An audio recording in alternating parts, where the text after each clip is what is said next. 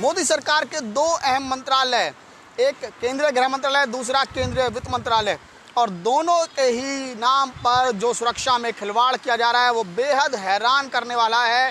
दरअसल हाल ही में केंद्रीय गृह मंत्री अमित शाह के नाम पर एक खत भेजा गया, एक लेटर भेजा गया, जिसमें बाकायदा केंद्रीय वित्त मंत्री निर्मला सीतारमण के दस्तखत थे।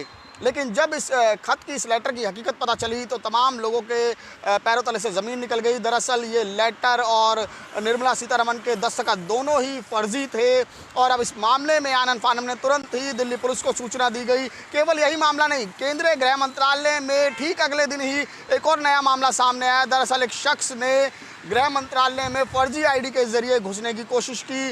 दिल्ली पुलिस ने उस शख्स को गिरफ्तार कर लिया। उसका नाम आदित्य प्रताप सिंह है।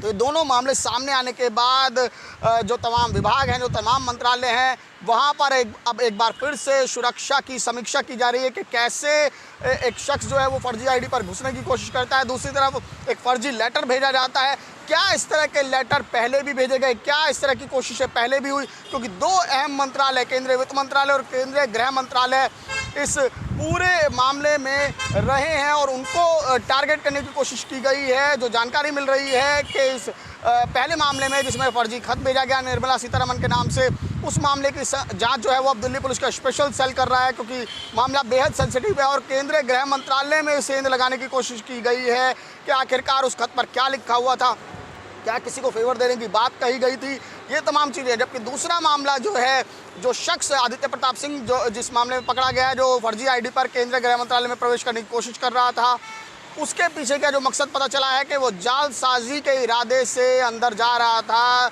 और हालांकि उससे तमाम एजेंसियों ने पूछताछ की है तो कोई भी किसी भी तरीके का टेरर एंगल उसमें नहीं निकल कर आया है। लेकिन ये जानकारी मिल रही है कि वो जालसाजी करने के फिराक में था, वो किसी को झांसा दे रहा था कि उसकी गृह मंत्रालय में अच्छी पहुंच है, वो गृह मंत्रालय में, तो लिहाजा वो ठगी करने के लिए इस चीज़ का इस्तेमाल कर रहा था। लेकिन वो फर्जी आईडी उसने कैसे हासिल की, अब इस मामले की भी जांच की जा रही है। साथ ही साथ जिस तरीके से दो विभागों के नाम पर लेटर जो भेजा गया, उसको लेकर खासकर अलर्ट है तमाम जो सरकारी मंत्रालय हैं। उनका यही कहना है कि आखिरकार क्या इससे पहले भी इस तरह की कोई घटनाएं हुई हैं, क्या इस तरह से लेटर पहले भी भेजे गए हैं। तो ये तमाम चीज़ें अब जांच का विषय है और स्पेशल सेल इस मामले की गहनता से जांच कर रहा है। लेकिन अगर इसका जल्द खुलासा हुआ तो जाहिर तौर पर इस मामले में कोई बड़ी साजिश की तरफ भी इशारा जो है वो किया जा रहा है। लेकिन गृह मंत्रालय इसको लेकर बेहद गंभीर है और गृह मंत्रालय ने अब इस पूरे सुरक्षा को लेकर समीक्षा बैठक शुरू कर दी है।